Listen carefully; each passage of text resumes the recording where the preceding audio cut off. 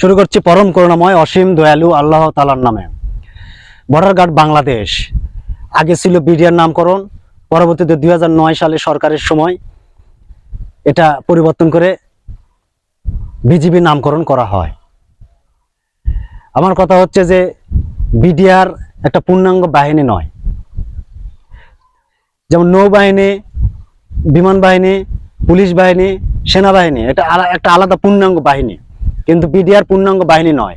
সেনাবাহিনী থেকে বিভিন্ন কর্মকর্তাদের নিয়ে বিডিআর সদস্যদের পরিচালনা করা হয়।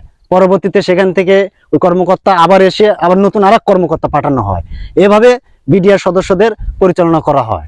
আমার কথা হচ্ছে যে পুলিশে বিসিএস ক্যাডার এএসপি নিয়োগ করা হয় প্রশাসন থেকে।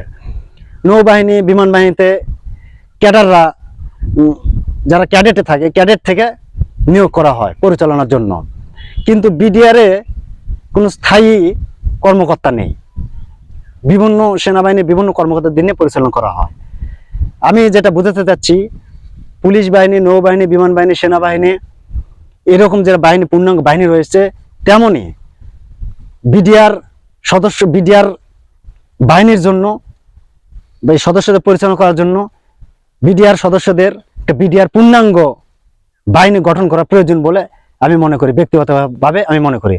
ভালো থাকবেন, সুস্থ থাকবেন।